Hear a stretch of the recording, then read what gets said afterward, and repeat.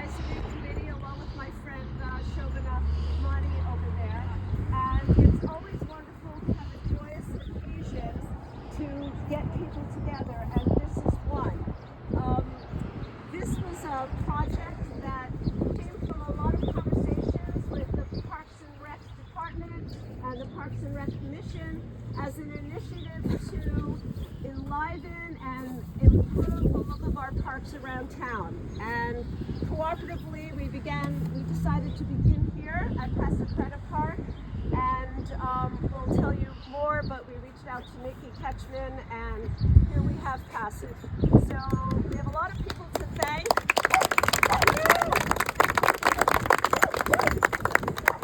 I want to thank one of our committee members, Dina Upton, for spearheading this.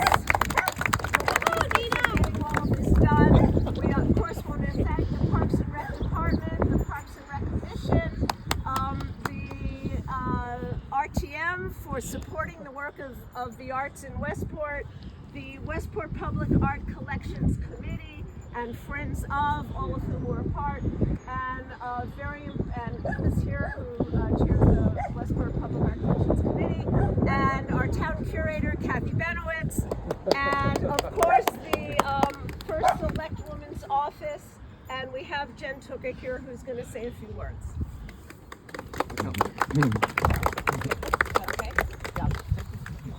Thank you, Nancy. And Nancy covered all the thank yous, so I will second that, as we do in our public meetings. But what I really want to say is that this has been a long time coming, and the Arts Advisory Committee and the members there have been so diligent in taking basically our public process around putting a piece of art on public land. And it's complicated and it's lengthy, and there's lots of checks and balances, and there's lots of transparency on it, just like everything else we do. And so, what I will say is it takes real perseverance to get something like this done in a town that loves its art and loves its artist community. And so really, thank you. Thank you for doing this. Thank you for pursuing it. Shobana, you too. Dina, you as well. Because this is fabulous. This is fabulous. Really, I mean, just amazing. And so nobody wants to hear me talk. We all want to hear you talk. So please, I'll let Nancy introduce. Yes, but thank you all for being here. Okay, before you talk, I'll come up here. Oh, you're not quiet. This is Niki Ketchman, who has lived in Westport for more than 40 years. Since 1976. That's almost 40 years. Almost 50 years, I never could add. Niki is a sculptor who uses welding, sewing, weaving, braiding, winding, draping, decorating. She's got outdoor sculpture, she's got indoor sculpture. She has been at the Aldrich Museum of Contemporary Art. Her work has been at the Bruce Museum, the Grounds for Sculpture, the Hammond Museum and Japanese Stroll Garden. She's in the collections of the New Britain Museum of American Art. How do you pronounce that? Picker Art Gallery at Colgate University, the Grounds for Sculpture, DeCordova Museum, the National Museum of Women of Arts, Housatonic Museum of Art, CUNY at Staten Island, the Westport School System, Westport Historical Society, several corporate collections and many private collections. She's been around a little bit, but nothing is exciting to us than having one of Niki's works on loan here for 5 years. And then we'll talk about it. At Pasacreta Park, the first of what we hope will be many sculptures from our Connecticut artists here in town. I have one other thing to say about Niki before we let Niki speak, and that is she and her husband, Jeffrey, who have been married for more than 61 years, have been such an incredibly cooperative, delightful team to work with in getting this done. The enthusiasm, Niki refreshed the piece, Jeffrey drew up installation plans. They did a mock installation at home. They oversaw the installation in the pouring rain, and then again. So it is so delightful on so many levels to be able to install this piece, to welcome this piece. It's already installed today. So I'm going to let Niki tell you a little bit about Passage.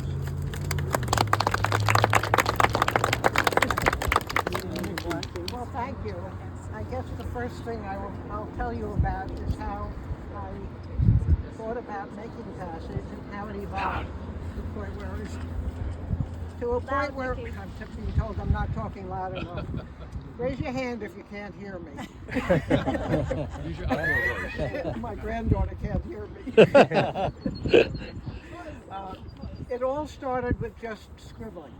And I had nothing in mind. I just was in my studio, kind of in a meditative state, nothing specific in mind, and kept scribbling and scribbling. And somehow, within that scribble, a shape emerged that somehow seemed meaningful. I can't say how it was meaningful, it just felt meaningful. So I isolated it, drew it a little bit bigger, made it look like a finished drawing, and then there we go. And so, is it on? Yeah. And then some of them I decided to build. Of course, the drawings were two-dimensional, and I had to translate it to 3 dimensions. And my husband, wonderful engineer, taught me how to make a structure. There he is. A structure so that they would stand up, because I really had a master's degree in painting and did not really know how to build a sculpture. So the sculpture is made of steel rods that I bent and welded together. You can't see them, they're inside. Over that, I put fencing, and onto the fencing, I weaved this aluminum wire, which I cut into lengths, wound them around different diameter dowels, and had these curlicues that I could put on overlapping so that it looked like a scribble in space. And I like the fact that it's translucent. It's also stuffed with chicken wire, so it looks like the scribble goes all the way through, but in fact the inside is just chicken wire. It differs from many outdoor sculptures because many of them are made with steel or bronze, cast in bronze, or carved out of marble, and mine are simply wire. And with a needle nose plier, I attached each piece. And what I can say about it is you can liken it to a painting that's very large, that's painted with a size 0 brush. I like doing this because it allows me to go over every little inch of it and have it look just the way I want. And you see that some of the curlicues are bigger and some of them are smaller. So then came the idea of, well, what should I call it? And I was thinking, what have I been thinking about all this time while I've been working on it? And I thought, what I've really been thinking about is the passage from one stage of life to the next, from infancy to childhood, from childhood to adolescence, from adolescence to adulthood, and probably the hardest one, from adulthood to old age, knowing what comes after that. And so I made the passage so that it looks like it would be a little hard to get through it, because it's very narrow in part of it. And so that's how it came to be. And I also want to tell you a little bit about the process of getting it here. It started when Dina Upton called me and said she'd like to have a studio visit with other members of the Arts Committee, and she did. And we looked at all my indoor sculptures and all my outdoor sculptures, and they selected the one that they thought they wanted to have installed. And then we had meetings. Many meetings, many studio visits. The spot was selected, and Kathy Benowitz, who was phenomenal. She knew everything that would be required to get this accomplished, and she guided me through all of it, starting with the paperwork, which was the documentation that I had to provide so it could be given to an appraiser, so it could be appraised for a value, and then given to the insurance company who would know how much to insure it for. a new vendor application, a W-9 form, an invoice, an automatic deposit form. And then we got started. She arranged and coordinated meetings where everybody came to my house and saw that we had it installed outside in the front yard. Jeff dug around it so that everybody could see that it's mounted on railroad ties. And the railroad ties are buried. The idea was to have it look like it's just standing here. But then we were coordinating with the Parks Department. Let's see here, I have all the names of everyone who came. Mike West came to the meeting.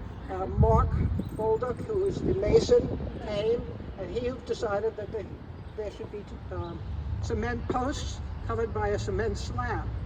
And they had to be, we told them, 5 inches below the ground surface so that they wouldn't show.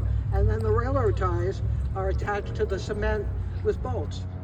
Well, he was standing to the side here, and he had straps put around the railroad ties, and his helpers were there, and there it was dangling up in the air, waiting to be put in place. And Jeff said out loud exactly what was on my mind, which was, I sure hope this doesn't end up in the river. But they finally maneuvered it so that it was right in the right spot, lowered it down, and the bolts that were in the cement came up through the railroad tie. And then Mark said to me, well, you wanted pebbles around it, so I think you have to come with me to Galt and pick them out. Well, Galt is a building supply place for anybody who doesn't live here.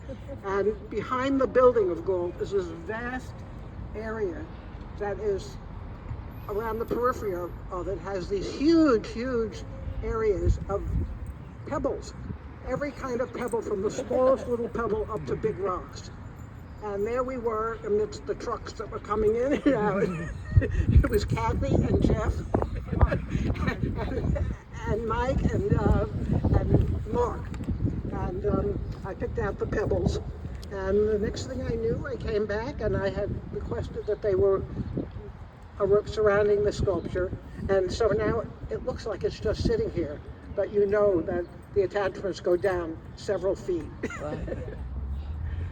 So that's all, and I want to just thank everybody involved. Kathy and let's see, Tom Person, who transported it from my house to here, and Mark Bolduc, who was the mason, who worked very well with us, and Jennifer Fava, who's the head of Parks and Rec, who had to okay it, and of course Jennifer Tuchel, who you heard speak earlier. So it took a village. And lastly, I just want to read a quote from Sculpture Magazine. One of the recent issues of Sculpture Magazine had a whole section on public sculpture. And this was the introductory few sentences. It said, public artworks celebrate their community.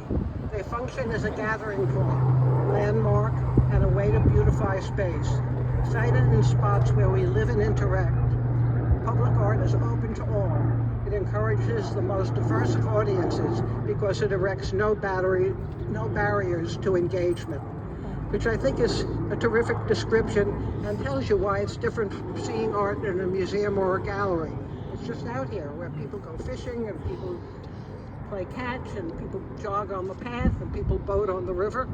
And so I am very honored to be part of this whole program to place art all around Westport so that people identify it with a town of artists, which it has been since its very beginning. And I'm honored to be one of the first pieces put in.